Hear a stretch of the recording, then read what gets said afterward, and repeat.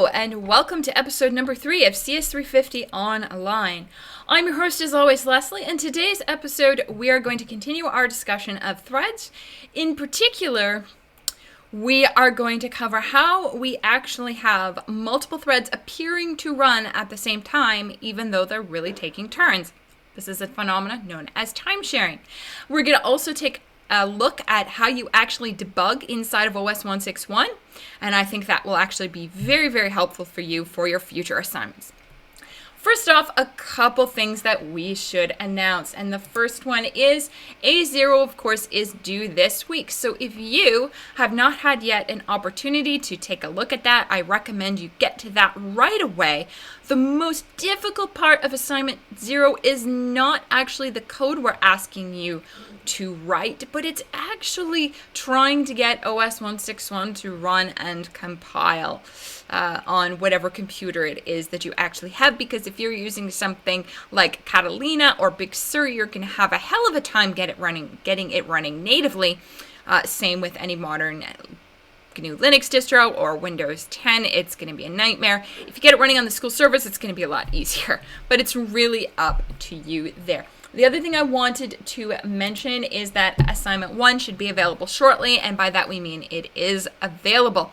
Now please keep in mind this is a brand new assignment and we've never run it before, so there is the possibility, and we admit our fault in this, that there might be tiny typos or things that could be clarified better, and please let us know, because it's our goal not to confuse you, but for you to simply get some experience with pthreads. And that's exactly what you're going to be doing on assignment 1, is actually getting some experience with the pthreads library. Now, it's the only assignment in the whole course where we are asking you to use pthreads, but I thought it would be really valuable for you to walk away from this course with some actual real-world coding experience instead of just this isolated fake OS 161 that we have.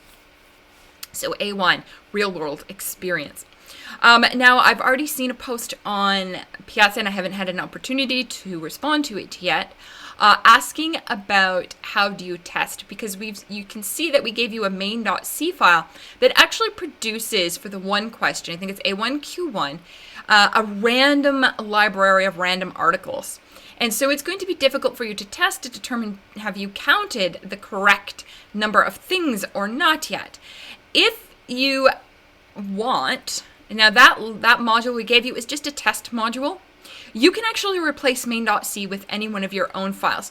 The only file that we want is your implementation of map.c. We don't care if you test it with other files, and in fact we encourage you to test it with other files. We kind of gave you that starter code as an idea of how to call things and how to structure things. So if you want to do your own test thing, you go right ahead and do it. I mean, that's what you would do in the real world anyways, right? All right, so let's get started then with the OS of the day. Oh, and it looks like I have a lovely, lovely wrinkle again. It's always so fun. My 2-year-old was running in the green screen because he thinks it's funny. So it's all wrinkly again.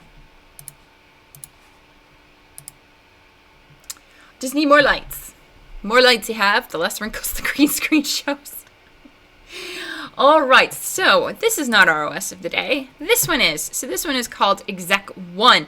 And this operating system was developed in 1962, or released in 1962.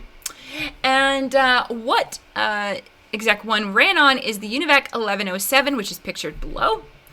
And what is interesting about this particular operating system? Well, the UNIVAC 1107 and Exec1 was still a very, very simplistic operating system. So you're looking at something that is still primarily batch processing.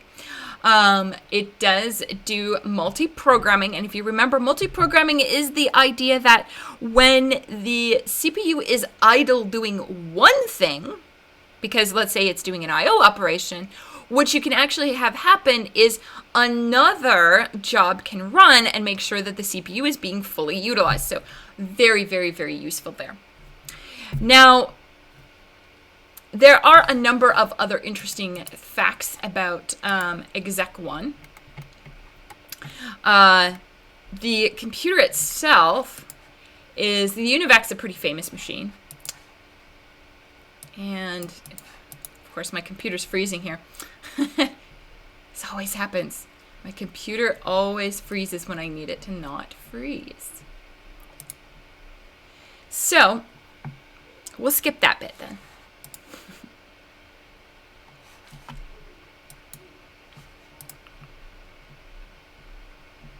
Give me just a minute here. There's a number I can't remember. So if you're wondering why I'm waiting here, there's a number I can't remember. And computer froze before it showed me the number. There it is. Okay. I thought it was 32, but it's 36. So the interesting thing about the UNIVAC 1107 is that when we think of a word size, we think of a word as being 32 bits or 64 bits. But what's interesting about the UNIVAC was that its word size was actually 36 bits, and this computer could only store 65,000 of them. So in terms of our modern day, how much memory did this machine have, the big thing pictured below, you're looking at 288 kilobytes. Now, why did they choose to use 36 bits? I'm not entirely certain.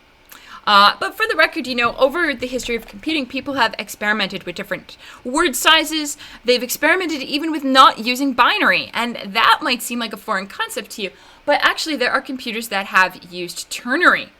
And I think those ones are primarily in the USSR, which of course doesn't exist anymore. All right. So, sorry for not remembering that number there. Now, what did we do in our last episode? So I'm going to bring up the slides from our last episode just so you can remember where we left off. So we left off, we were talking about time sharing and context switches, or we didn't really get an opportunity to talk about this. What we really ended up with was talking about how do you actually implement the concurrent threads. So we introduced what a thread was as just being a sequence of instructions. We showed you how to create threads in OS 161 using thread fork, and we also showed you how to do things like terminating a thread and even forcing a thread to yield. So that was pretty fun. But that isn't really useful because, of course, in the real world, nobody uses OS 161's thread interface. So we also showed you how to do this with pthreads and OpenMP as well. And speaking of which, since your first assignment is in pthreads, Huma, the other instructor, has actually been so kind as to create for you a tutorial video on some sample code for how to use pthreads. So please make sure if you have not had an opportunity to look at that you do so as soon as possible. We talked about the registers that OS 161 uses, and we talked about some conventions, so caller, callee, save, and then we looked at, very briefly, the hardware options. So how do you actually have concurrency? How do you implement that? Well, you can implement that, of course, with hardware support, where threads are truly running on separate processors, or you can do time sharing, which is the rapid switching of the threads. Or you could combine those two things together, and it's option number 3 that's actually in use on your computer right now. All right, so that's fun. What I'd like to do then, before we dive into our new content, is I would actually like to bring up for you a sample problem. And these are actually posted on Piazza in the extra sample problem thread. So we're going to go through this sample problem here. This one's called fork print for anyone following along at home.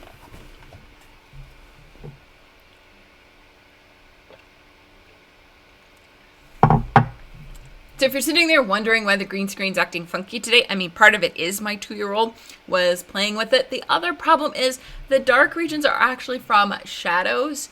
I think I actually placed the screen a little bit too far back and I need more lights. Film stuff. All right, so let's look at this piece of code here. So we have this helper function, and each time it gets called, we're going to check if I is less than 3, and if it is, we're going to print I, and then we are going to fork 2 new threads, each with I plus 1 as their second argument to the helper function. And then if I is equal to 0, we print I again, and we terminate if I is greater than or equal to 3, not 0. So the question is, if you're given all of these different outputs, and there's a whole pile of them here, which of these outputs are actually possible from this little program that we have right here? So what I'm going to do is I'm going to place that there. And we're actually going to go through each of these and see which ones are possible. So I'm going to open up something that I can actually write on here. And I apologize, my handwriting isn't exactly the neatest with this. So let's find my mouse first.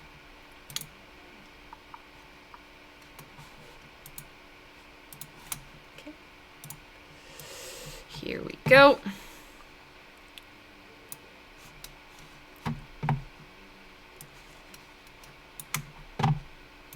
One of the downsides of having a very strange factor screen attached to your computer is that when things automatically open on it, they open up at a really strange size. All right, so let's look at the first one here. So we've got A, which is 0, 1, 2, 2, 1, 2, 2, 0. Is this one possible or not? And the answer here is absolutely yes. So let's put a big old red check mark. That one's totally possible. Now, if we look back at the code, we can see that we always print before we fork. So you should always see the lower number before the higher number. Now, there are instances where you might see the lower number later on, as you can see here, because this is thread 0. Thread 0 is going to create 2 thread 1s, so you always see after 1, 0, at somewhere down the line, there should be 2 1s. And for each thread 1, we generate 2 threads numbered 2. So after a 1, you can only have 2 2s. So that one works out. So let's look at the second one. 0, 1, 1, 2, 0, 2, 2, 2. And I'm going to tell you a little secret here. This one is also totally possible. Now, what you might be confused by here is why is there a second 0? When in the other one, it appears it should go at the end. Well, remember, threads don't wait for each other unless you actually use thread join or some kind of mechanism like that. And we don't have join and we don't have a barrier here. So we don't have anything like that happening. So the 0 for thread 0 finishing could actually appear anywhere. It could even appear right after the initial 0. That's entirely possible. And then you see we have 2 1s back to back, and that's actually okay, because what could happen is thread 1 could print its name and then switch to the other thread 1, and it prints its name, and then all the thread 2s that each of those thread 1s generate come at a later point. So that one's totally fine as well. And then we've got the 0, 1, 3, 4, 2, 5, 6, 0. And this one is not possible. And the reason why it's not possible is because we only fork a new thread if I is less than 3. So we shouldn't have anything that's greater than or equal to 3 ever being printed.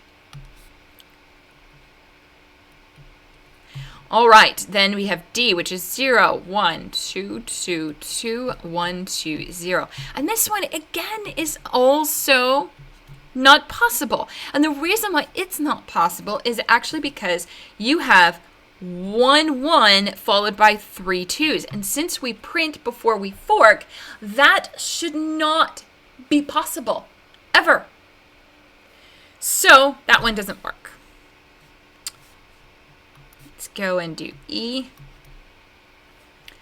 E is 0, 1, 1, 2, 2, 2, 2, 0. And that one is possible because you can see here we have 2 zeros. Each 1 is followed by 2 2s and no more than 2 2s. So that works out. F is 0, 1, 2, 3, 4, 5, 6, 0. And we already know in advance that is not going to work because we have numbers greater than or equal to 3. G, which I know you can't see on your screen, but I have it up here on my other one, is 0, 1, 2, 1. 2, 2, 2, 0, and that one also works out, and it works out because each one has at most 2 2s following it, or that would correspond to it. So we never have a 1 and only 1 1 with more than 2 2s. So this 2 here, even though, or this 1, there are 3 2s that follow it, there's actually a second 1 here which permits there to be more than that. So that works out. And then H, which again is not on my screen, but is 0 0 1 1 2 2 2 2. That one is also okay. And this one actually happens where you have the start thread runs and terminates, and then each of the child thread, even though it's a bad name for them, they start and they print their numbers, and then all the 2s print off. So it's kind of like if 0 is the root of the tree, 0 prints, and then the next line is all the 1s, and they're going to print, and then so on and so forth. So that's kind of fun. Okay.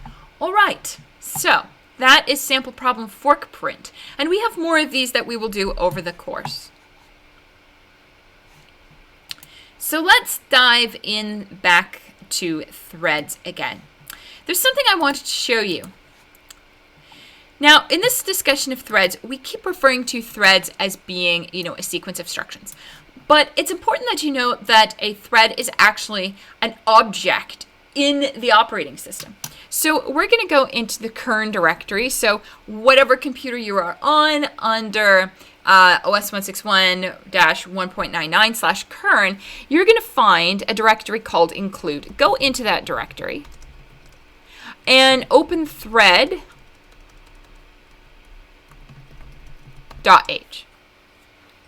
So we go into thread.h, and this is actually where you will find the thread's structure. So here we go. This is struct thread, and this is all of the data that we actually associate with the thread.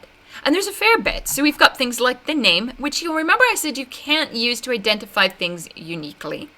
And it's got a name for its wait channel, which is something we'll talk about in a bit. We also keep track of a thread state, which we're going to talk about again in a bit. We've got some stuff about machine dependencies, and we've also got, hey, a pointer to a stack. That's useful. We've got a pointer to something called a switch frame, which is going to come up in a moment. We've got a pointer to which CPU this thread is running on and which program or process this actually belongs to. And then a bunch of other things to handle things like interrupts, which will come into play a lot later in the course. But this structure here, whenever you call thread fork, we are creating one of these structures. And these structures get populated, and that's what's actually running. All right. So there's a question on Twitch that says, which one are we likely to see? And I'm not sure what the question's actually referring to. So, practice problem options. So all of the practice problems that I actually show in these episodes are posted on Piazza in an archive in a zip file. And you can download all of them and try them out yourself. The solutions are not posted because they will be taken up in the actual videos. So yeah, that's where you can find them.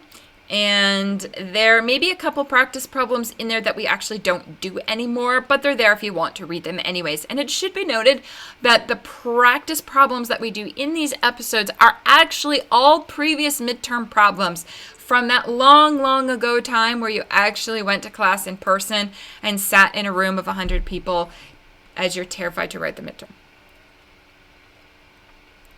So they are useful problems. Don't worry, you don't have a midterm. Okay, so some more clarification on Twitch for those of you watching. They say, I think they mean to ask which output of that question is the most likely choice. So if we were to go back to this question and say which of these is most likely of the ones that are actually possible, you can't know. Because how the threads order actually execute really, really depends on how we've implemented concurrency. It depends on what else is running on your system right now. we can't really say if any one of these is more or less likely than the other possible outcomes. I don't also want to tell you that they're all equally likely. And this is actually one of the difficult things about trying to determine what is the output of a multi-threaded program, is the fact that you have to think to yourself, what are all of the possible paths of execution that could be taken? And that can actually cause a lot of problems, as we will see when we talk about synchronization, because it's often that people don't think about all the possible execution paths that the threads could take, that they run into a problem of a race condition, which we'll explain on another day. So I can't say any one of these is more likely than the other. Okay. So you've seen the structure of a thread, and I just want you to keep the structure of the thread in the back of your mind so that you know that, yes, indeed, something like threads, they are actually... there is a representation in the operating system. And we'll see that a bit more in a few minutes. All right. So let's go back to the slides then, and we're going to talk more about how we actually implement concurrency. Now, we are not going to talk about hardware support because that's about the actual physical chips. We don't care about that. We want to know, how do you do this magical thing called time sharing, where you have threads that are rapidly switching between each other to actually share the CPU. So only one thread at a time, but the user is given this illusion that the threads are running at the same time because we're switching between them so quickly. So we're going to look at time sharing. So you know the idea of time sharing. It's the concept of rapidly switching, but we actually have some terminology associated with it. And one of those things is context switch. So the context of a thread, you could think of it as the current state of the thread or the current values that are stored in the registers on the CPU. And when we do a context switch, what we are doing is we're saying, this thread is no longer going to run, and I want this other thread to continue running from wherever it left off. So we take the context of the running thread and we need to do something with it, and then load the context of the new thread and put it on the CPU so that the CPU can continue on its way. Okay. So that's kind of the idea of a context switch, is we are switching from one thread running to another thread running. And during the process of context switch, a number of things actually happen. First off, when we realize we need a context switch, and we'll talk about those reasons shortly, we have to actually decide which thread comes next.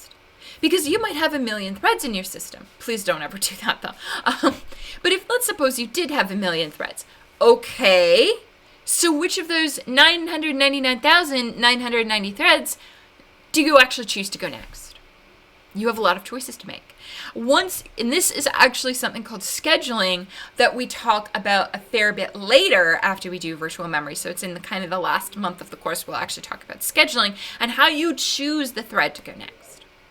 After you've chosen a thread to go next, then we actually have to save the context of the old thread. And the old thread's context is the value of all the registers. So we're going to save that. And then to load the context of the new thread, we're going to load its saved state from somewhere, which we'll show you, and load it onto the CPU so that that thread continue running. So it's really important on a context switch that you actually save and restore the register values very carefully, because we want to make sure that when the context switch happens, the new thread is always going to continue from the exact place that it left off at. And if it doesn't, we're going to have a problem. All right. Now, you might be wondering, every time that a thread decides it needs a context switch, is that a guarantee that that thread is not going to run after the context switch? Actually, it isn't. Because if there are no other threads in the system, then you may get selected to run again. And in which case, the operating system should be clever enough to realize that we're not actually changing threads, and so therefore maybe we just won't do any of this context saving business. And if you actually look at the thread switch function, you will see that it is quite clever like that. All right. So let's actually look at this. So first off, what I wanted to say is that the threads, the thread context, get myself back into the proper part of the camera, creating too much of a shadow. So when you have a context switch, it happens at two levels. You have a high level and a low level context switch. And the high level context switch happens in a function called thread switch. And what thread switch is going to do is it's going to do the selection of the next thread. It's going to do some clever looking to see, okay, do I actually have to change threads? Because if I don't, I'm not going to do any of the low level business. But if you do have to actually perform a context switch, thread switch has selected the next thread and is then going to call the low level context switch to do the formal saving or the finalization of the save and the load. So the first thing that the low level one is it's called switch frame switch. And even though it's called switch frame switch, we're going to refer to it just as switch frame because switch frame switch is a tongue twister and I don't want to say that 300 times real fast. So switch frame is an assembly function. And if you're not familiar with MIPS assembly, it's this SW, by the way, that's store word, add I is add immediate. It's fairly similar to ARM. So what switch frame takes is two arguments in registers A0 and A1. And in A1, what we have is actually the address of the stack, the top of the stack, for the old thread. That is where on the old thread stack am I going to store this thread's context. Because where else would you store the context but on the thread stack? And then we have in A1 the address of the new thread's stored context so that after we have saved our context, we can load theirs. So the first half of switch frame is going to make some room on the stack by advancing the pointer, and then we're going to save the registers. Now you might notice we're only saving half of them or a subset of them, and that's because the operating system obeys the caller-callee save register convention, which means all of the caller save registers are going to be automatically saved by thread switch when it gets compiled. So the actual assembly of thread switch will actually save the caller save registers, but it can't save the callee registers on its own, so which is why we have this assembly function to do the callee save and callee loads, because thread switch wouldn't do that if we were just taking advantage of the register use conventions obeyed by the compiler and the OS. So after we've saved the callee saves and the return address and the globals pointer, we save the stack pointer back onto the old thread because of course we need to know where the new top of the stack is. And that is the restoring of, or the saving of the old. Now we need to restore the new one. So remember that the address of the new thread's stack pointer is in A1, so we're going to load that into the stack pointer address. And then we load the callee save registers for the new threads. And then we only have to do the callee saves here because remember that thread switch is responsible for loading and storing the caller save registers. So we don't need to do it. We just need to take care of the callee save ones.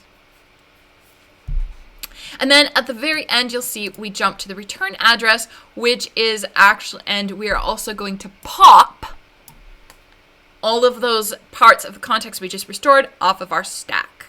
Where are we returning to? We are going to be returning to thread switch in the new thread. Fun stuff, right? Now, some of you might note that there's some NOPs in here and some instructions that seem to be in the wrong spot. But they're actually not in the wrong spot. So what you're seeing happening here is the fact that in a pipeline architecture, things like loads actually take more cycles to complete than something like an add. So if you need to load a value and then immediately use it afterward, the chances are in the pipeline that actually won't be ready for you. So what you have to do is insert some other instruction between the loading of that value and the use of that value to make sure that that instruction has a chance to complete before you actually try to use that value. Because if you don't, you're going to get garbage. So we have these loading delay slots. So we've put one in here and we've put one down here. Now, the one at the bottom isn't technically needed. We could actually just rearrange things. So what I could do is I could do LWRA 36SP and then LWGP32 SP. That actually would work. Now, if your CPU is being clever and tried to optimize this, which it might do, it might introduce the problem again, but MIPS isn't that clever, so we don't need to worry about that here. So, question on Twitch is, wouldn't the computer handle adding NOPs? Nope, it doesn't. No, that's something you need to do. So you can kind of, it's not to say that you couldn't build an architecture that was capable of building NOPs in automatically. It's just to say that that's not really how most of these systems are designed. Because when you're doing the pipelining, you load the first instruction and it starts going down the pipeline, the fetch, execute, etc. And then immediately after you fetched your first instruction, and you've gotten it, then you fetch the second instruction before the first one's even executed.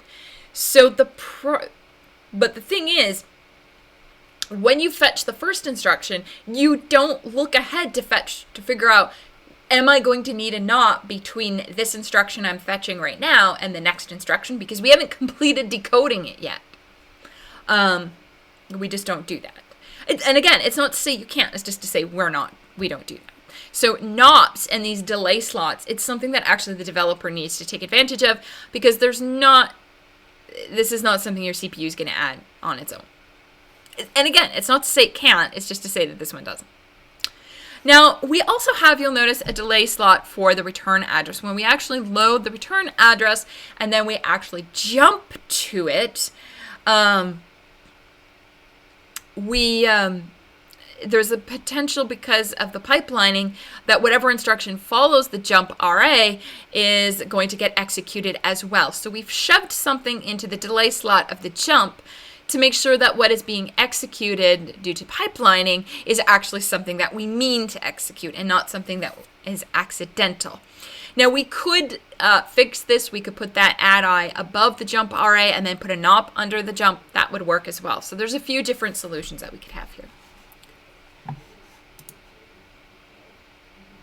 Right. So this slide here, I'm not going to actually go over it. It's just talking about color, save again, and the use of delay slots for load, use, and control hazards. Okay. All right. So now what I want to do is actually talk about the context switches themselves. Where do they come from? Well, as it turns out, there's 4 major causes of these context switches. The first major cause is going to be, well, calling it the first major cause is probably the wrong word. One of the causes, first one in the list, is thread yield. Thread yield, remember, is an API function that lets us voluntarily give up the CPU so somebody else could, but not necessarily will, use it. When we call thread yield, there is an opportunity for there to be a context switch. We also get a context switch when a thread terminates, because we never want the CPU to be idle, so when a thread terminates, we want to make sure that we are executing a new thread. So we call the context switch code. Now, here's one that we haven't talked about, and that's the concept of threads blocking. So if you call sleep, or if you want to force a thread to wait for a period of time, wait for a resource to become available, many different things, if you want to do that, the thread is going to go into a state where it is neither ready or running. It's kind of asleep. It's not dead, it's sleeping. That thread that goes to sleep is going to free up the CPU. We don't want the CPU to be idle, so when a thread goes to sleep, we perform a context switch to keep the utilization of the CPU as high as possible. And then the most common source of context switches, of course, is preemption. Preemption is involuntary stopping a thread from running. And preemption is what we are going to do to implement our time sharing. We'll talk more about that in a moment. First off, I just want to show you this thread state diagram that's showing you how the different states of threads exist and how they actually interact with each other. So ready threads are threads that are not running, but they could execute instructions if you selected them right away. You could call this a ready queue, you could call this a ready pool. It really depends on the scheduling algorithm what that is called. Then we have the threads that are running. Those are threads that are actively executing instructions on the CPU right now. And we have threads that are blocked, threads that are not ready, they are not running, they're just waiting for something. And these arrows indicate the path that you would take. So you go from ready to running, but you can't go from ready to blocked because you haven't executed anything to indicate whether you need to wait for something. So we go from ready to running, and we can go from running back to ready on a context switch. And those context switches that cause you to go from running to ready would be preemption and yield. You can go from running to blocked, also causing a context switch if you call sleep, and you can cause a context switch from running also if you terminate the thread. The only way, however, you go from blocked to ready is if one of the running threads wakes up one of the blocked threads and causes that thread to be moved into the ready pool. And we'll be looking more about these interactions as we go. So let's actually look at what the stack would look like if we had a voluntary context switch. This is something we love to do in this course, is ask you to draw the stack. So if we were programming away, doing our code, writing our code, executing our code, and then we get a thread yield. Thread yield is the voluntary context switch. So on the voluntary context switch, what I'm going to do is I call thread yield. Thread yield is going to call thread switch. Thread switch again performs that higher level context switch, and then thread switch is going to call switch frame. So that's what our stack would look like for a thread yield. All right, so you've got the idea of context switches. Now, how do we actually implement this time sharing thing? Well, first off, we already know that time sharing is the rapid switching between multiple threads. But how fast do we do this? So you could do it really, really fast. You could say, okay, thread, you get 1 millisecond of CPU time, and then I'm going to switch to another one. That's not a lot of time. The problem with choosing a time to let the thread run that is too small is that you'll spend all your time doing the context switch and no time doing any of the actual thread work. And at the same time, if we say the context switches, they'll happen every 30 seconds. Well, if I'm trying to watch 2 YouTube videos at once and I only get a context switch every 30 seconds, then what's going to happen is I'm going to get 30 seconds of video from one, followed by 30 seconds of video from the other. And I throw my computer out the window if that happens. That doesn't make sense. So we have to find a balance. We have to find a time limit to let a thread run, and this is called a scheduling quantum. It's the upper bound on how long a thread is permitted to run before it has to yield to the CPU to somebody else. So the upper bound, the scheduling quantum, if we choose it too small, we won't ever actually make any progress. And yet if we make it too big, we get the opposite happening, and we take that illusion of things running in parallel away from the user. All right. Oh, excuse me.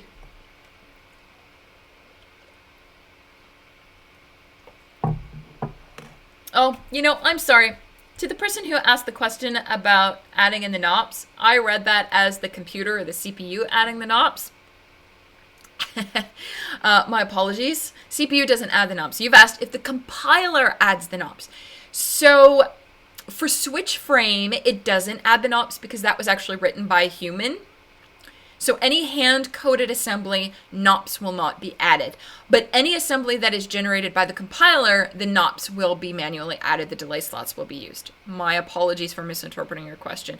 The problem is my computer is further than my arm away from me, and it actually makes the text really small to read. I'm sorry. I will try to make the text bigger next time. Actually, let's see if I can do that. Oh, I can do that right now. There we go. All right, another question on Twitch then is, how much is the scheduling quantum in practice? This actually comes down to the architecture and the design of the operating system. So, for example, off the top of my head, the Solaris operating system, instead of having a singular scheduling quantum, they have a very peculiar scheduler that takes priority into consideration.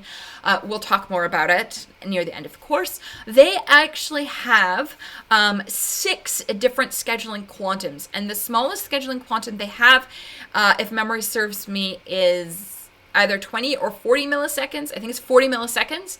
And then the longest scheduling quantum they have is 200 milliseconds. So they have a variety. And Windows and Mac OS use very similar scheduling algorithms. And I think Windows has 10 different levels. At least the last time I looked, they had 10 different levels, but I don't know how many milliseconds have been assigned to each. And I actually don't know what Mac's is, but they all use a very similar scheduling algorithm. So you are looking at things kind of at most 100 or 200 milliseconds. I want to say something like the Linux kernel is probably using a much smaller number, possibly somewhere between 40 and 60 milliseconds. You know, I actually have the kernel code on my computer right now. I should just look it up, but that'll take a while to find the file. Maybe I'll go search through the kernel code and find Linux's. That'd be fun. All right, so yeah, scheduling quantum really depends on the operating system and the architecture, but you're looking at something between about 40 milliseconds and 200 milliseconds, typically.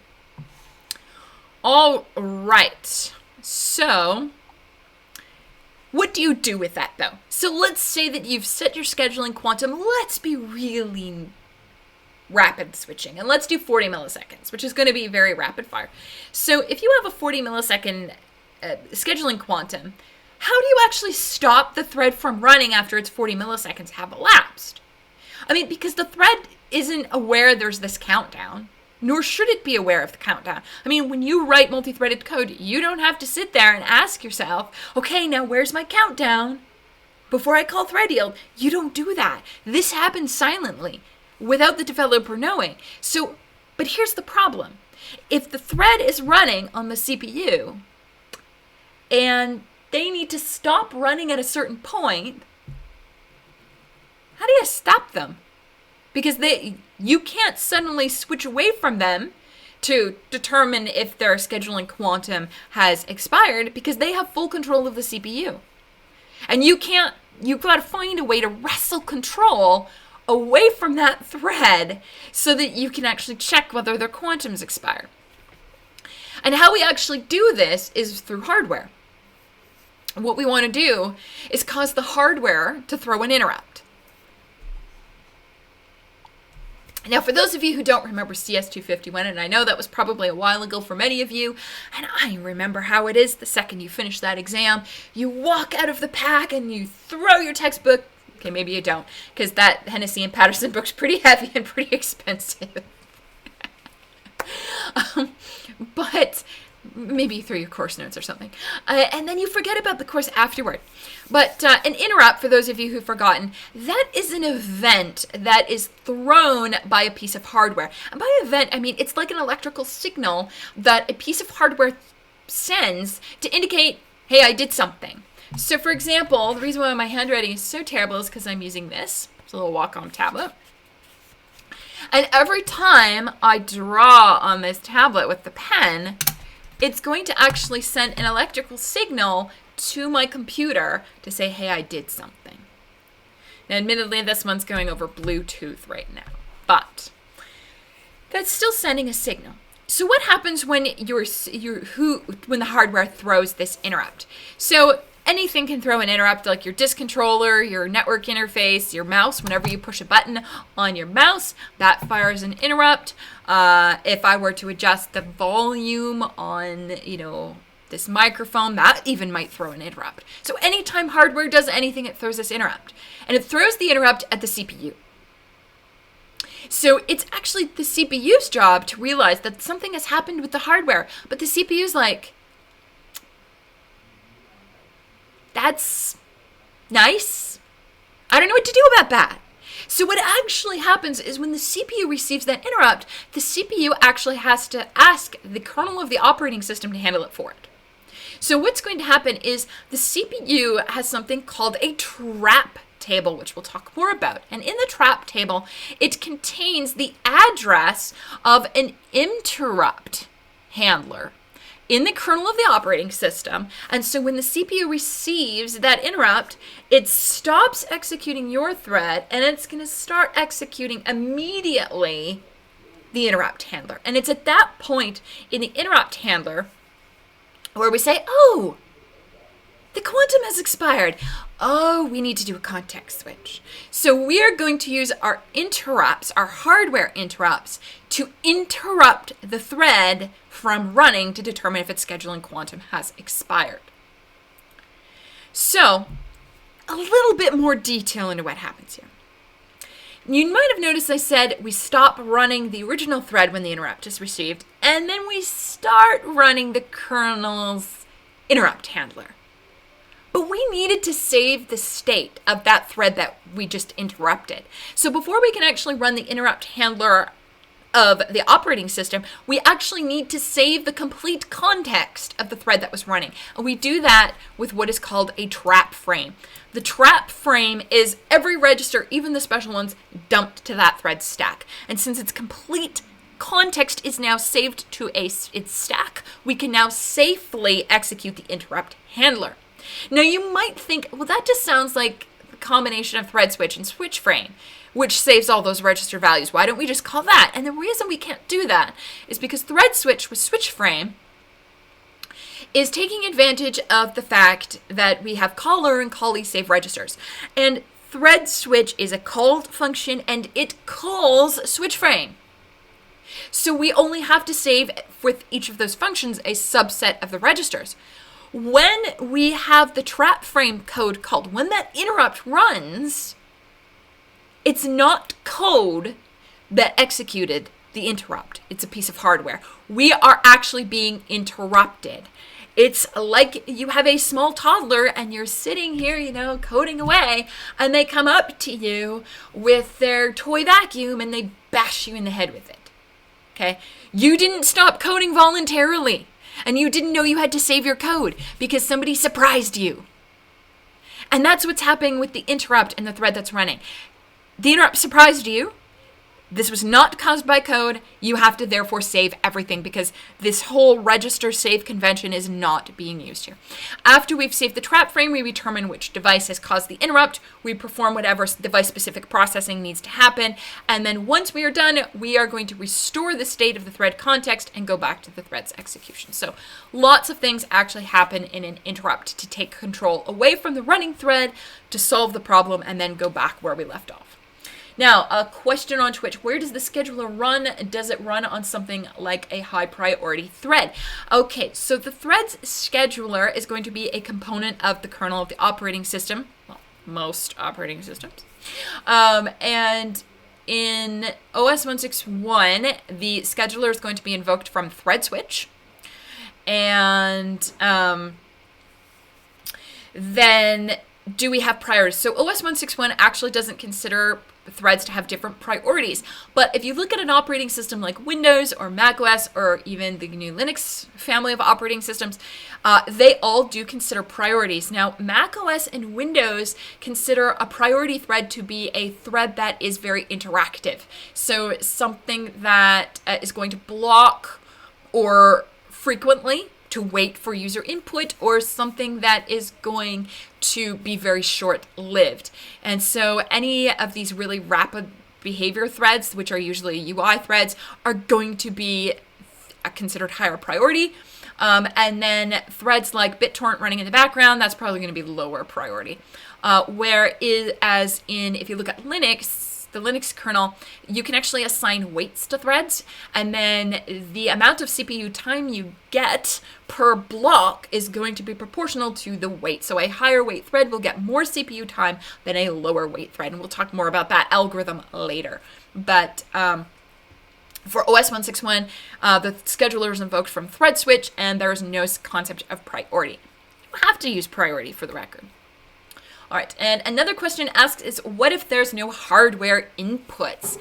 Well, you're thinking about your computer in a very visual sense. You're thinking about the inputs that are in front of you. You're thinking of your tablet, and you're thinking of your lovely mouse, and you're thinking of, I don't know, well, I guess this isn't technically attached to my computer, but you're thinking about the keyboard and the trackpad as being inputs, but you're not thinking about all of the different hardware devices that are hidden inside the case. And the one that we want to take advantage of in particular is probably one of the most important devices in the whole computer, And that, we'll come back to that, this slide, is this clock. So in order to implement preemptive scheduling, we need to keep track of time. And as it turns out, there is a clock device. It's very important to your computer's operation. It is on your motherboard. And that clock device has the ability to issue countdowns.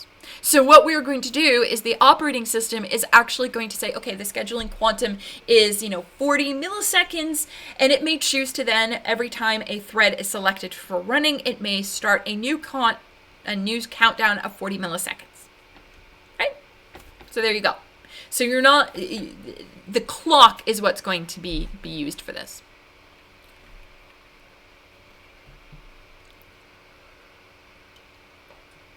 So what I want to do is go back and actually talk about the slide here, about what does this look like on the stack when your execution is interrupted.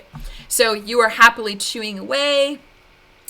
You know what I've been using lately? I've been using Unreal Engine 4, which chews up way too much of my CPU. I'm running it on a laptop, and I probably shouldn't be doing that.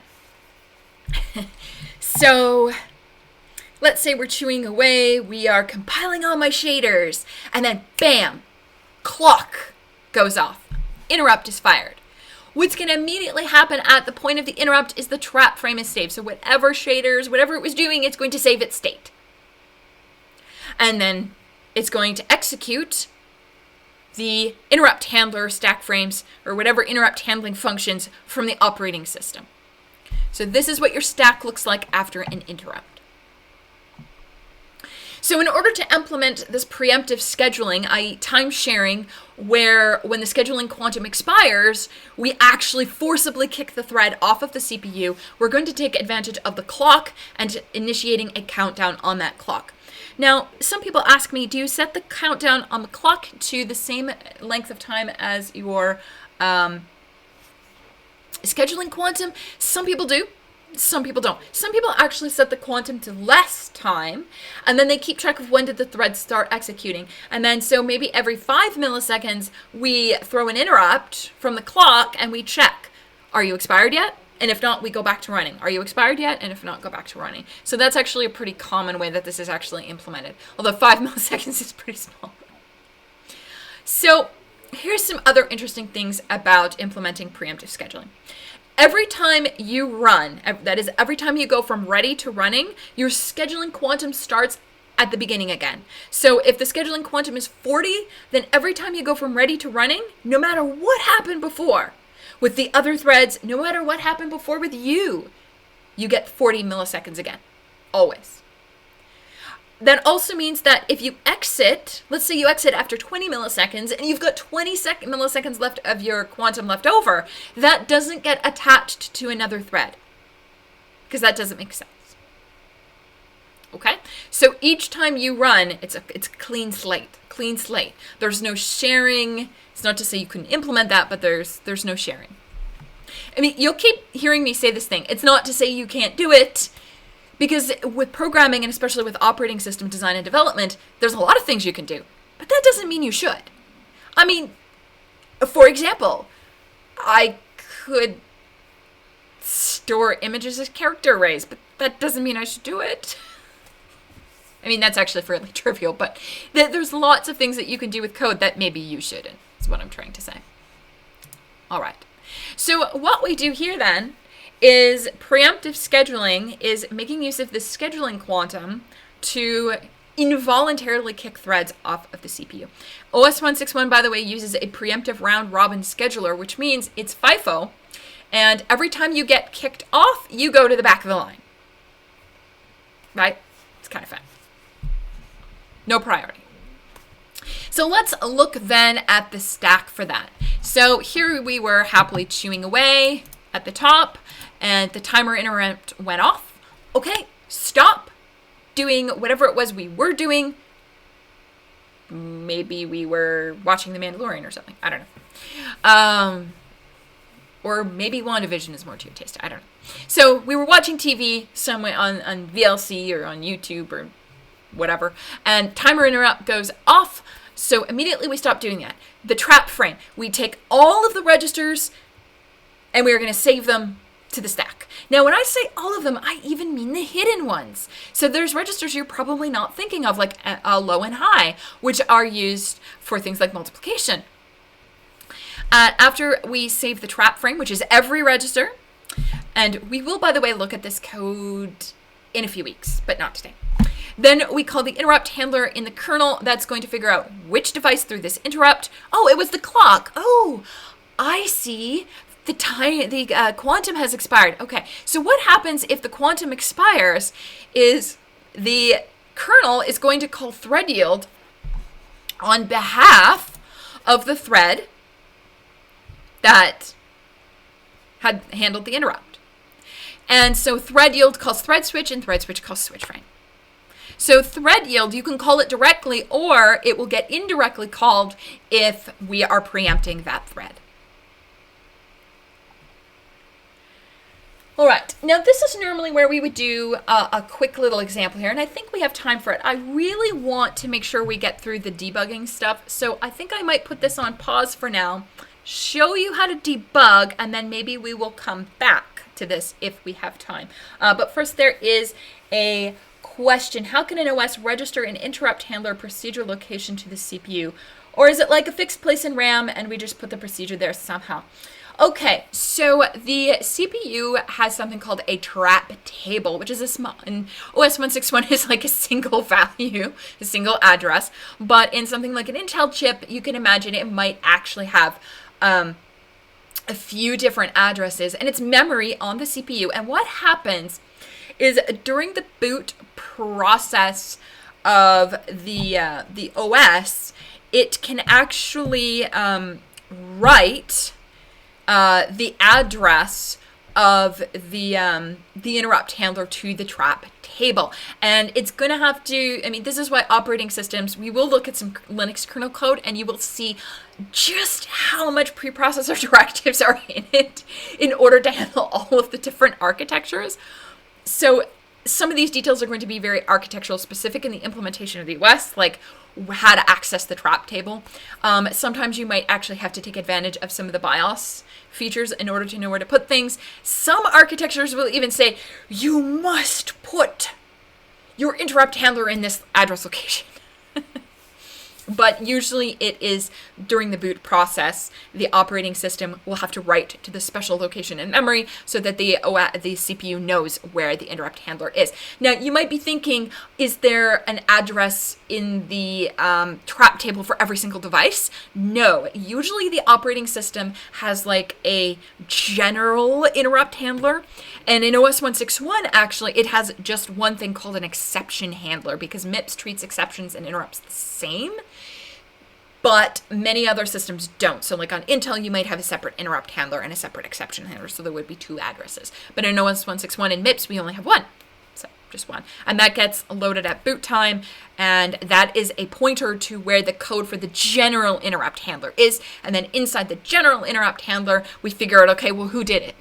And then what should we do about it? We will actually be looking at this code, just not today, in a few days. So let's look at some debugging, and then we will come back to these slides if we have time. So I'm going to go over to a lovely terminal here, and I want you to observe that I actually have two terminals open. One is, and they're both actually in the same directory. Okay. You know, we could make this a bit more interesting if, no, that'll, okay. Maybe let's do that. So I'm going to actually split these. Let's see if I can see here. Okay. I've got two terminals open. They're on the same computer. That's really important. I want to show you a very brief tutorial on how to debug OS 161.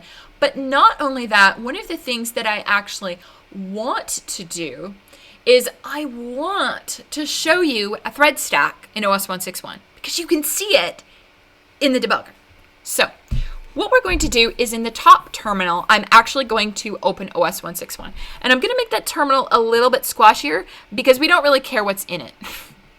What we really care about is what's in the bottom one. Sorry, my computer's being a little bit sluggish because it doesn't like the fact that I'm doing this in 4K. All right, so what we're going to do is we're going to open sys161. Uh-oh. There we go.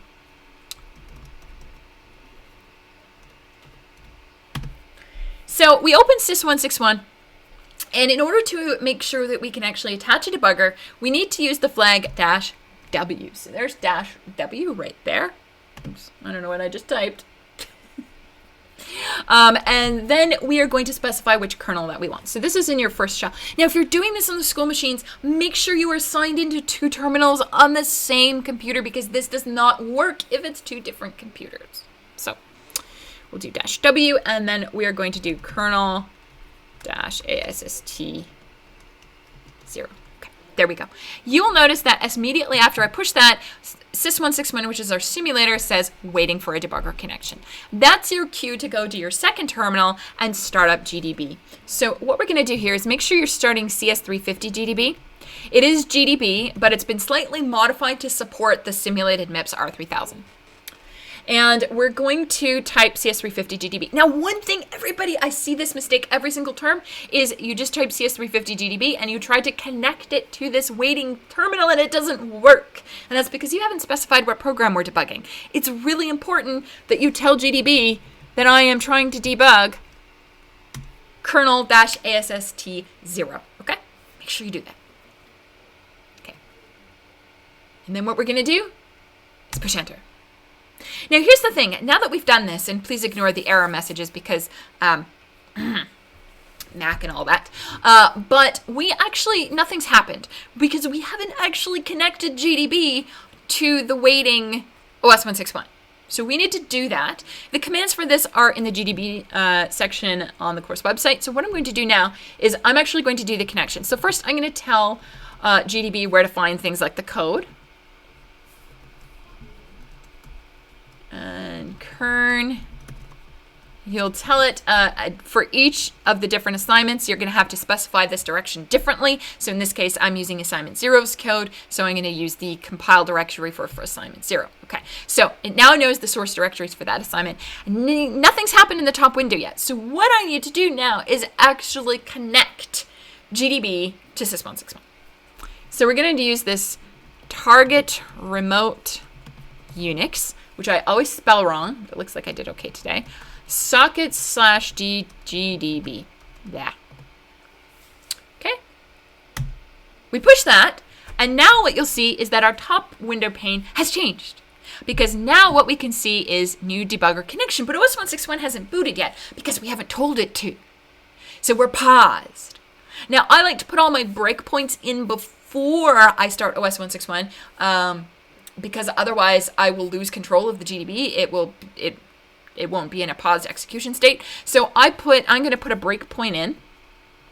To add a breakpoint, first off, a breakpoint is a marked location in your code where when we reach that point of execution pauses and we can actually stop and inspect what's going on in our code as it's running. So that's kind of cool. So we're going to put one of these pause or breakpoints in on line in the file threadtest.c, line 64. Okay. Now I specify my breakpoints very precisely by saying things B for breakpoint. I tell it what file it is in, and I tell it specifically what line number. If you want it to be more general, like let's say you're getting panics, and you want to figure out, okay, where's the panic coming from? You can actually just type B panic, and GDB can actually find the definition of the panic function for you. But I like to specify things a bit more precisely. So I now have a breakpoint on line 64 of thread test. Okay, what is on line 64 at thread test? So I can type a list. Oh, I'm sorry. Can't type list yet. But you can, once you reach this breakpoint, actually type list, and it will show you what is there. I typed list, and it's telling me where I am actually in sys161. Okay, got ahead of myself. So now that we were ready, we have our breakpoint, we actually want the OS to boot. So we type C for continue. And now you'll see that in the top window, OS161 has actually booted. Okay, but we haven't reached the breakpoint because the The breakpoint I added was actually in thread test 1. So in the top window, I'm going to actually run thread test 1, and you'll see it now pauses, and GDB has now indicated we've reached the breakpoint. Now, I see that GDB is telling me line 64 is this intro to the loop, but I don't remember that too well. So now I type list, and what happens when you type list is it's going to show you the current position, which is 64, and it shows you a few lines of code above and a few lines of code below to refresh you, to remember what's going on here. So that is how to stop your code from running at a particular point. Now, what do we do? Well, one of the first things that we like to know how to do in GDB is how to look at the contents of the stack. Very important. The call stack is super important because let's say that you discover that you are executing a function called, I don't know, color red. And you're like, I don't understand why color red is running because there's no blue pixels in this image. So I have no pixels that I should be coloring red, assuming you wanted to color everything that was blue red. So you have to ask yourself, how did this function actually end up getting called? So if you were to put a breakpoint in the color red function and then look at the call stack, you could actually see exactly how that color red function ended up getting called. And then you could say, okay, well, I see it was called by this other function, and that function was called by this other function. And then you could look at the values of the variables in each of those other functions to see exactly what did you do wrong to cause that function to end up being called. So to look at the call stack, we type BT for backtrace. So here I go backtrace, and you'll notice there's actually nothing on this call stack. And that's actually because this thread is brand new. So this thread did not exist. This is, I did not exist. And then the first thing it executed was this bit of code in the thread startup. And then it called loud thread. So there you go. So this, by the way, here is from the call to thread fork. And then thread fork is going to execute loud thread. So this call stack here, by typing BT, is super, super useful. It's going to tell you the exact order of execution that things happened in. Now, let's say you wanted to do a few more things. Let's say you wanted to know the value of CH. You can do print CH, and it will tell you the value of CH. What about if I had a structure? Well, here's the secret. The thread that is currently running is known as cur thread in OS 161. So we could do print cur thread. And remember, threads are structures? Oh, so it gives me the address of struct cur thread, but it doesn't tell me what's inside. Well, here's another little secret about GDB. GDB understands pointer arithmetic. So we can actually do things like print cur thread. We can dereference it, and we can actually see the contents of the structure and the values of all of the contents of that structure. So that is the second most useful thing, well, maybe third most useful thing GDB can let you do. You can put breakpoints to pause execution wherever you want. You can look at the call stack, and you can explore the values of the variables to actually see what's going on. And when it comes to debugging multi-threaded code, GDB is your friend, not printfs. All right. Now, looking at the time here, I see it's 10:45. We've only got like 5 minutes. I know I can make it as long or short as I want, but I try to keep things to a normal length here. So what we'll do in our next episode then is, oh, by the way, to quit, just type quit, and it'll kill both. There you go. See, quit. So in our next episode, what I would like to do is we will actually, as a review, go over this example here. And I would also like you to go home tonight. And for Thursday's episode, I'd like you to look at a handout called Two Threads. And I'd like to see if you can take a stab at solving two threads. There's 2 parts. Again, this is a previous midterm problem. So that should be a really good judge of, do you understand this? So in our next episode, we are going to review our stacks, and we're also going to take up this problem here. And then, of course, we are going to start a new topic, and that new topic is actually synchronization. So we are going to look at the consequences of having multiple threads. All right. So we will see you then on Thursday.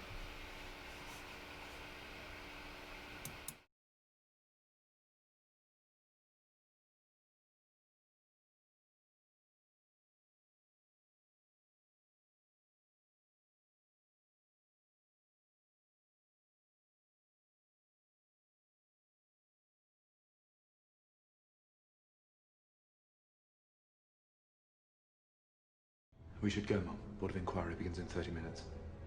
I want to know what's on that computer.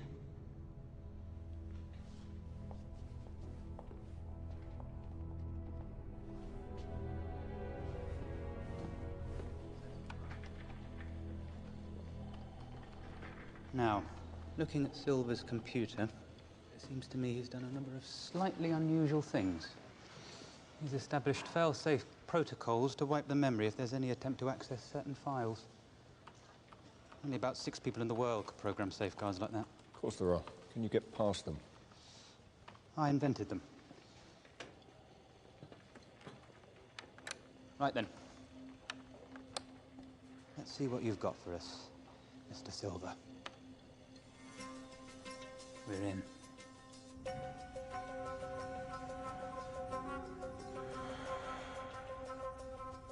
Sir, what do you make of this?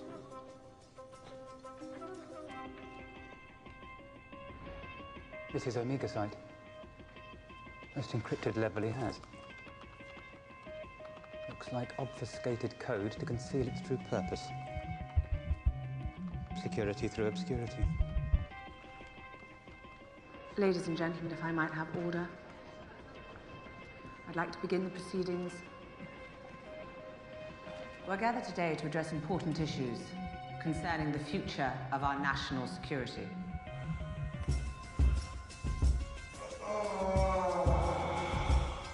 Going somewhere? So you believe your stewardship of MI6 during the recent crisis has been up to scratch? Well, I believe we have apprehended the responsible party, undertaking all necessary steps to ensure that the sensitive information is contained. Huh? So it's a job well done. Well, I'm not saying it's all gone perfectly, but... You'll forgive me for not putting up the bunting. I find it rather difficult to overlook the monumental security breaches and dead operatives for which you are almost single-handedly responsible. He's using a polymorphic engine to mutate the code. Whenever I try to gain access, it changes. It's like solving a Rubik's Cube that's fighting back.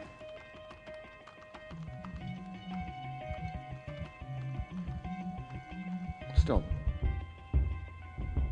Go in on that.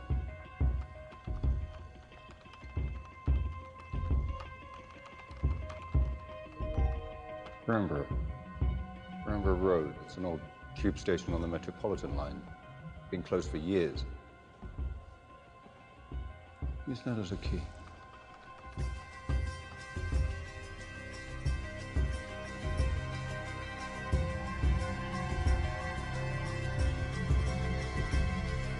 Oh, look, it's a map.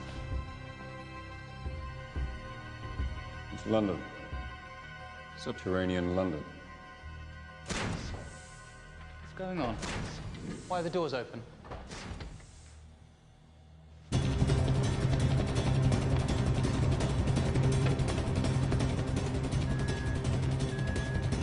no. Can someone tell me how the hell he got into our system?